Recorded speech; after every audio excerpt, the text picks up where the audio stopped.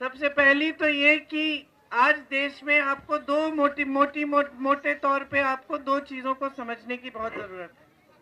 सबसे पहले कि आपके जीवन में जो परिस्थितियां हैं वो क्या है। आप जानते हैं कि महंगाई इतनी बढ़ चुकी है कि बहुत मुश्किलें हैं। चाहे गैस का सिलेंडर हो, मिट्टी का तेल हो, चीनी हो, दाल हो, कुछ भी हो। आज आप दुकान जाती हैं खरीदने के लिए तो आधी चीज छोड़ के आ जाती हैं, क्योंकि महंगाई इतनी है कि आप सोचती हैं कि चलो बाद में ले लेंगे, अगर ज्यादा जरूरी नहीं है इस बार छोड़ देते हैं, है कि नहीं। और इस महंगाई के जमाने में अपने बच्चों की परवरिश करना, बच्चे बीमार होते हैं तो इलाज करना, डॉक्टर के पास ले जाना, किसी का बच्चा हो रहा है उसको डॉक्टर के पास ले जाना, ये सब चीजें भी महंगी है और मुश्किल बहुत है। और जब जब कोई संकट आता है परिवार पे तो घबराहट बहुत होती होगी कि किस तरह से इसका सामना करेंगे। इसी तरह से आप जब मेहनत से बच्चों को पढ़ाते हैं, बच्चे बड़े होते हैं, लेकिन पढ़ लिखने के बावजूद रोजगार नहीं मिल रहा है और घबराहट होती है। ऊपर से किसान खेती से कमा नहीं पा रहा है।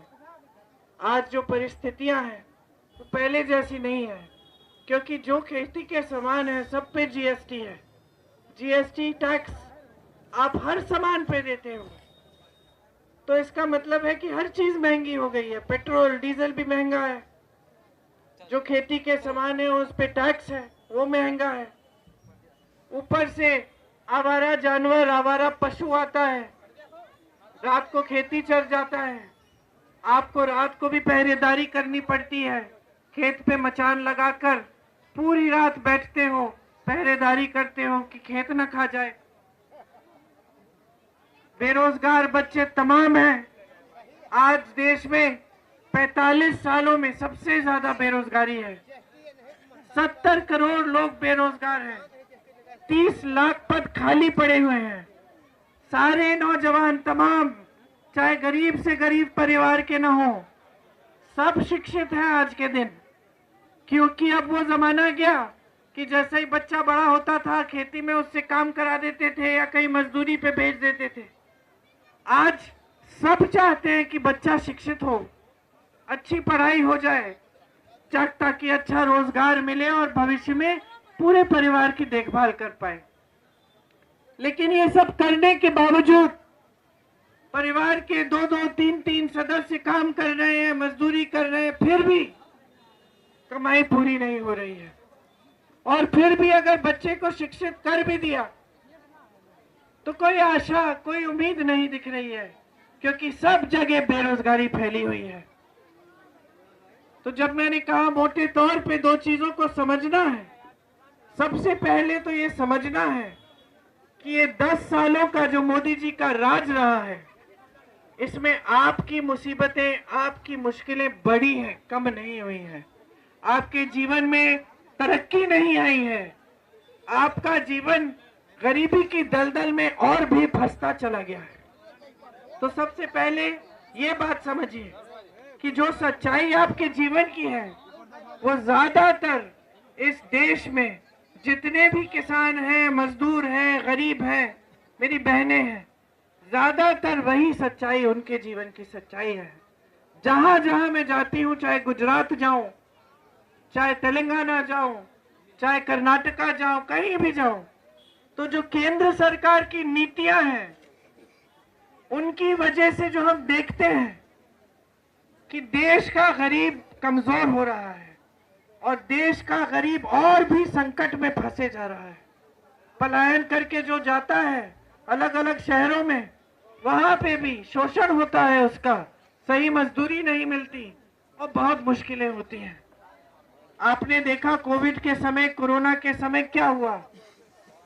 मोदी जी ने तय करा कि लॉकडाउन हो जाएगा। मैं जानती हूं कि अमेठी के कितने लोग अलग अलग प्रदेशों में पलायन करके गए थे, काम कर रहे थे, कहां कहां फंसे हुए थे। कोई गुजरात में, कोई बिहार में, कोई मध्य प्रदेश में, कोई मुंबई में, कोई हैदराबाद में फंसे हुए थे। खाना नहीं था, वापस लौटने का कोई साधन नहीं था, घबराए हुए थे। उस समय मेरे भाई राहुल जी ने कहा, सांसद नहीं थे आपके, आपने हरा दिया था चुनाव, लेकिन उन्होंने सबसे पहले ये कहा कि अमेठी के जो भी वासी हैं उनको ढूंढो, अलग अलग प्रदेशों में जहां भी हैं उनके लिए साधन का इंतजाम करो, मदद करो, उनको घर वापस सही सलामत ले आओ। लेकिन सरकार ने कोई योजना नहीं बनाई आपके लिए। सरकार ने इतनी बड़ी महामारी के बीच भी इस देश के गरीब को भगवान के भरोसे छोड़ दिया। तो समझने वाली बात यह है कि देश की सरकार की जो नीतियां हैं वो आपके लिए नहीं है। मोदी जी की सरकार की सभी नीतियां सिर्फ बड़े बड़े खरबपतियों के पक्ष में बन रही हैं। बड़े बड़े खरबपतियों के कर्ज माफ हो रहे हैं, बड़े बड़े खरबपतियों के लिए सारी सुविधाएं हैं, बड़े बड़े खरबपतियों को इस देश की पूरी संपत्ति सौंप दी जा रही है। देश के बंदरगाह, देश के हवाई अड्डे, देश के खदान, देश की बिजली, देश का कोयला, देश की बड़ी बड़ी कंपनियों की सब्सिडी, सारी इन बड़े बड़े खरबपतियों को दी जा रही है। ऊपर से देश के सारे टीवी के चैनल आज बड़े बड़े खरबपतियों ने खरीद रखे हैं। तो जो आपको टीवी पे दिखता है वो भी सच्चाई नहीं है। एक सच्चाई आप जी रहे हो जो मुश्किलों से भरी है, दूसरी सच्चाई आपको दिखाई जा रही है कि देश बहुत तेजी से आगे बढ़ रहा है, देश की अर्थव्यवस्था मजबूत होती चली जा रही है, देश में खुशहाली फैल रही है। आपको बताया जाता है कि मोदी जी जैसी सरकार तो कभी इस देश के इतिहास में ही नहीं हुई, कि 70 सालों में कांग्रेस ने कुछ नहीं किया और 10 सालों में देश को मोदी जी ने विकसित कर दिया है। तो ये दो अलग अलग पहलू हैं। एक आप टीवी पे देखते हैं, एक आप होर्डिंग पे देखते हैं और दूसरा आप जी रहे हैं। तो आपके सामने सवाल उठता है कि चुनाव के समय मैं निर्णय किस आधार पर करूं, अपने जीवन के आधार पर करूं या जो मुझे टीवी पे बताया जा रहा है उसके आधार पर करूं। बड़े बड़े भाजपा के नेता जब आपके सामने प्रचार करने आते हैं, प्रधानमंत्री तक के पद के नेता क्या बातें करते हैं? क्या बेरोजगारी की बात करते हैं? क्या खेती किसानी की बात करते हैं? क्या उनको मालूम है कि आवारा पशु आपके खेत चल रहा है? क्या आपकी शिक्षा की बात करते हैं? क्या स्वास्थ्य की बात करते हैं? बात यह होती है, धर्म की बात होती है कि आपका धर्म संकट में है, बाकी पार्टियां धर्म विरोधी हैं, आपके धर्म पे आक्रमण है। आपको कहा जाता है कि जो कांग्रेस पार्टी है उससे सावधान रहो, ये धर्म विरोधी पार्टी है। आपको कहा जाता है कि कांग्रेस पार्टी की नेता आपके घरों में आके आपके गहने ले जाएंगे, किसी दूसरे लोग को दे देंगे। आपको बताया जाता है कि गहने क्या, अगर आपके पास 2 भैंसे हैं तो कांग्रेस पार्टी एक भैंस चुरा के ले लेगी, किसी और को दे देगी। ये बातें होती हैं चुनावी मंच पर आपसे जो आपकी समस्याएं हैं उनकी बात नहीं हो रही है। आपको ये नहीं बताया जा रहा है कि बेरोजगारी को कम करने के लिए क्या किया है, कितने रोजगार दिए हैं, महंगाई को कम करने के लिए कुछ किया भी है कि नहीं। सिर्फ आपको गुमराह करने की बातें होती हैं। आपके घर में बहनें आ जाती हैं दुरदुरिया करने के लिए, कहती हैं वचन लो भगवान के नाम कि भाजपा को वोट दोगी। भगवान कह रहे हैं आपको? भगवान तो यही कहेंगे कि जागरूक बनो। भगवान तो यही कहेंगे कि जो झूठा है उसको समझो, उसको पहचानो, जो सच्चा है उसको पहचानो। किसने काम किया है आपके लिए? कौन तरक्की लाया है आपके लिए? और कौन आपको गरीबी की खाई में छोड़ना चाहता है ताकि आपका इस्तेमाल कर पाए, ताकि आपसे वोट लेकर सत्ता में बैठ पाए और फिर आपको भूल जाए। ये पहचानने की बहुत जरूरत है आज। पिछले चुनाव में बहुत प्रचार किया गया था मेरे परिवार के बारे में, आज भी किया जा रहा है। इंदिरा जी जैसी शहीद महान महिला के बारे में कहा जाता है। प्रधानमंत्री मोदी जी कहते हैं कि वो देशद्रोही है, जिसने पाकिस्तान को तोड़ा, बांग्लादेश बनाया, जो इस देश के लिए शहीद हुई, जो निडर होकर सारे निर्णय लेती थी कि मेरी जान भी चली जाए लेकिन मैं वो करूंगी जो देश के लिए अच्छा है, आज ये उनको देशद्रोही कहते हैं। राजीव गांधी जिसने दिन रात एक किया, आपके लिए काम करके दिखाया, यहाँ अमेठी क्षेत्र में बड़े बड़े उद्योग लाए, कितना विकास किया कि पूरा देश देखता था अमेठी की तरफ कि ये प्रधानमंत्री का क्षेत्र है। वो इस देश के लिए शहीद हुए, तो आपके बड़े जो यहाँ बुजुर्ग बैठे हैं रोए, उनको दुख हुआ कि उनका एक भाई, उनका एक बेटा शहीद हो गया था। आज उस शहीद बेटे को भी ये देशद्रोही बोलते हैं।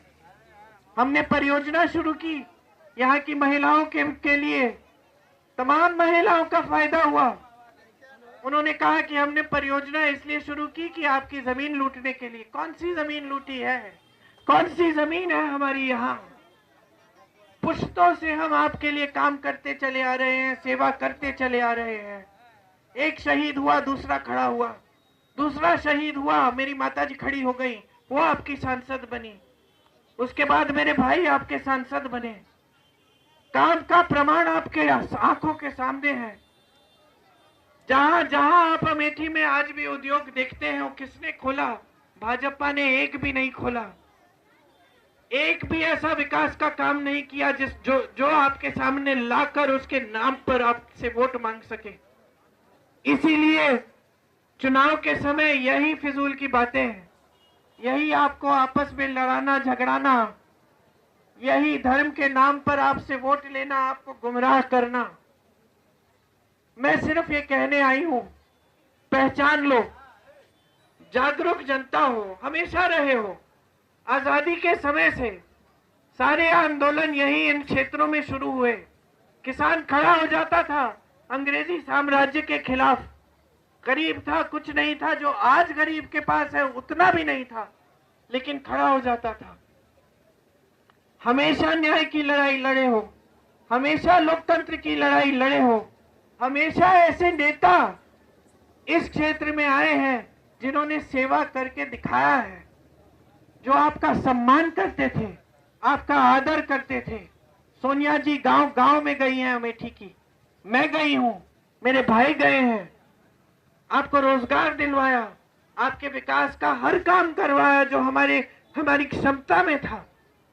तो पहचानो कि आज जो राजनीति आई है वो झूठों की राजनीति है। यहां सच्चाई की राजनीति एक बार फिर स्थापित करो, यहां लोकतंत्र ठीक तरह से एक बार फिर स्थापित करो। राहुल भैया जो अब आपके सांसद नहीं रहे, वो शायद इस देश में इकलौते नेता होंगे जो 4000 किलोमीटर पैदल चले हैं, सिर्फ इस देश की जनता से मिलने, उनकी बातों को सुनने और समझने के लिए। 4000 किलोमीटर चले कन्याकुमारी से कश्मीर, फिर एक और यात्रा की मणिपुर से मुंबई, ये समझने के लिए कि आपकी जरूरतें क्या हैं, कि आपके साथ कितना अन्याय हुआ है, और उस आधार पर फिर आपकी बातों को सुनने के बाद एक न्याय पत्र निकाला। न्याय पत्र में आपके लिए ऐसी बातें और ऐसी स्कीम है जिससे आप आगे बढ़ पाएंगे। मेरी बहनें, आपके लिए हर महीने जो गरीब परिवार है उसकी जो सबसे बड़ी बहन है, सबसे बड़ी महिला है, उसके खाते में 8500 रुपए हर महीने डालेंगे। हमारी सरकार बनेगी तो हर गरीब परिवार में जो सबसे बड़ी महिला है उसको सालाना इस तरह से हम 1 लाख रुपए दिलवाएंगे। महिलाओं को सरकारी जो पद है उनमें से सारे आधे पद महिलाओं को दिए जाएंगे। पहले जितने आरक्षण है उनके तहत, तो जो पहले से मान लीजिए ओबीसी आरक्षण है तो ओबीसी महिलाओं को उसमें मिलेंगे, किसी और कौम के लिए आरक्षण है उसमें उनको मिलेंगे। तो जो पहले के आरक्षण है उन्हीं के तहत, लेकिन आधे महिलाओं के लिए, ताकि गांव की महिलाएं भी सक्षम हो। इसके अलावा जो आशा बहुएं हैं, आंगनवाड़ी है, जो मिड डे मील की महिलाएं हैं, उनका जो मानदेय है बढ़ाया नहीं गया है बहुत समय से। हम इसमें जो केंद्र की राशि आती है इसको दुगना करेंगे ताकि आपका मानदेय बढ़ जाए। हम जो स्नातक पास बच्चे हैं उनके लिए 1 लाख सालाना की पहली नौकरी पक्की देंगे, जिससे आपका हुनर बढ़ेगा। नौजवानों के लिए 5,000 करोड़ रुपए का फंड लाएंगे ताकि आप छोटे कारोबार, दुकान, अपनी चीज खोलना चाहें तो आपको सुविधा होगी। पेपर लीक के खिलाफ सख्त से सख्त कानून लाएंगे। किसानों के लिए हर खेती का सामान जीएसटी से मुक्त करेंगे। किसानों के लिए स्थायी कर्ज माफी का आयोग बनाएंगे।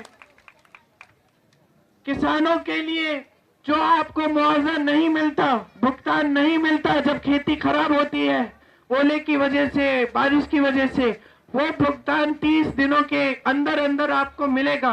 और न्यूनतम समर्थन मूल्य जो आपको आज अपनी उपज के लिए नहीं मिलता, वो कानून बनाएंगे हम कि जो भी सरकार आए कानून के तहत आपको देना ही पड़ेगा। पूरे देश भर में मजदूरी की दिहाड़ी हम न्यूनतम 400 रुपए बनाएंगे ताकि इससे कम कोई दे ना पाए, आपका शोषण ना हो पाए। ये सब चीजें हम क्यों ला रहे हैं? क्योंकि हम देख रहे हैं कि 10 सालों से मोदी जी राज कर रहे हैं और देश की सारी संपत्ति बड़े बड़े खरबपतियों को मिल रही है, देश के गरीब को कुछ नहीं मिल रहा है।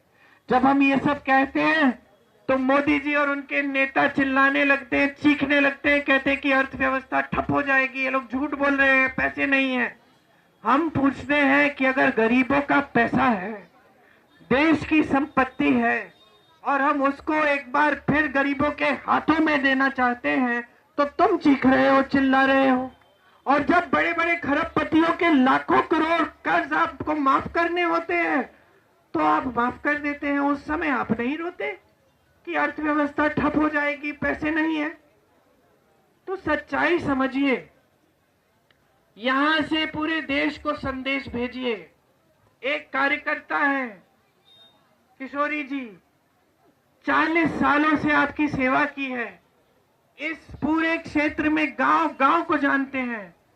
मैं उस गांव में चली जाऊंगी, बोलूंगी यहाँ का नेता कौन है, क्या किया है, किस जमाने में सड़क बनी थी, सब कुछ बता डालेंगे मुझे कि ये सड़क बनाई थी राजीव जी ने, ये बिजली का खंभा फिर बाद में सोनिया जी का लगवाया गया है, ये नल किसी और ने लगवाया, सब कुछ बता देंगे।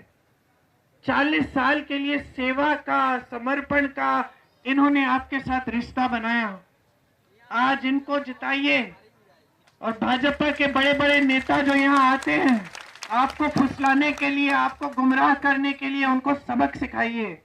वो आपके लिए नहीं आए, यहाँ आपकी सेवा करने के लिए नहीं आए। उनके मन में ये बात नहीं थी कि हमारा अमेठी के साथ एक रिश्ता है, उसे निभाना है, हमें जनता की सेवा करने आना है। एक ही मकसद था, राहुल गांधी के खिलाफ लड़ना है और राहुल गांधी को हराना है, यही एक मकसद था। इसीलिए वो यहाँ आई, आपके विकास के लिए नहीं आई। हम यहाँ आज 4 पीढ़ी बाद आपके सामने अभी भी खड़े हैं। शहीद होता है, एक दूसरा खड़ा होता है, दूसरा शहीद होता है, तीसरा खड़ा होता है। हम बार बार यहाँ वापस आते हैं, आप नकारते हैं तब भी हम वापस आते हैं।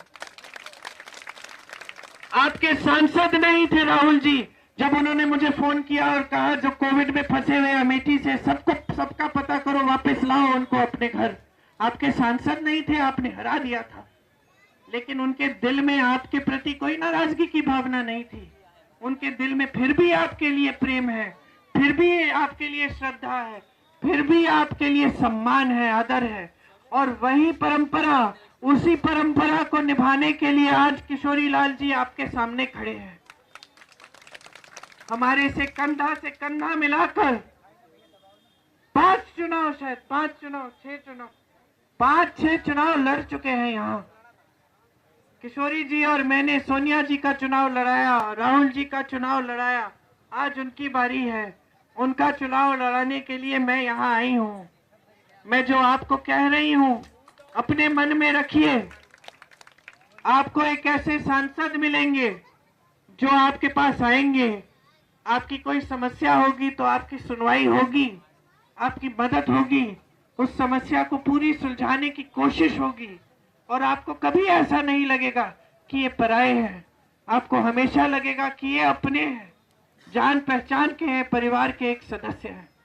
तो मेरी उम्मीद है कि आप इस चुनाव में पंजे पर बटन दबा के किशोरी लाल शर्मा जी को भारी से भारी बहुमत से जिताएंगे और इस देश को संदेश भेजेंगे यहाँ अमेठी से कि हमें वो पुरानी राजनीतिक परंपरा चाहिए जहां नेता हमारे प्रति जवाबदेह है, नेता सच बोलता है, नेता झूठे बातें नहीं करता हमसे और हमारे लिए समर्पित रहता है। धन्यवाद। जय हिंद।